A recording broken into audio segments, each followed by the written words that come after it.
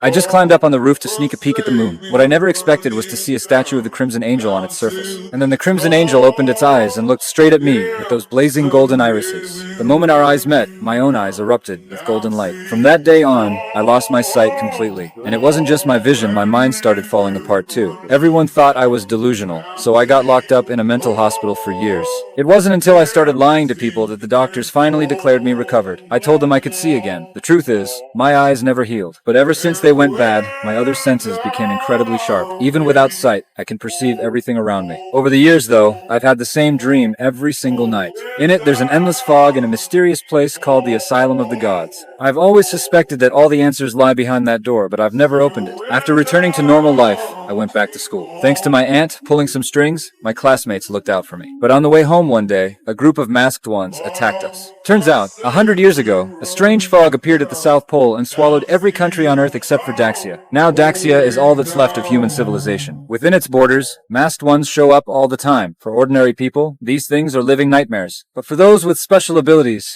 it's a different story. They're the guardians of this world. To avoid mass panic, anyone who witnesses a masked one gets their memory wiped. My classmates and I were a tricky case. The masked ones that invaded the old district had broken through the Guardians' perimeter. By the time the Guardians noticed, the creatures were already tearing into us. To protect the girls in my class, I stepped up without hesitation and put myself between them and the monsters. But even though my perception is sharp, I don't have much real power. Meanwhile, to keep the masked ones from escaping, a guardian named Zhao Kongcheng deployed a boundless barrier, sealing off the entire area. His orders were to eliminate all the masked ones immediately, but by then, I was already surrounded. As the masked ones ripped into me, I refused to accept death. I hadn't even had a single peaceful day in my whole damn life. That burning defiance pulled my consciousness back into that dream. This time, fueled by my rage, I finally pounded open the door to the Asylum of the Gods. The instant that door swung open, an overwhelming aura exploded from my body and eyes. Some guardians thought a new forbidden zone had emerged, but their captain had a different answer. It was a divine ruin. That searing, holy, all-powerful energy, radiating creation itself, it could only mean one thing, a god. The divine agent, codenamed yzy73 Michael, had awakened. When my consciousness entered the Asylum of the Gods again,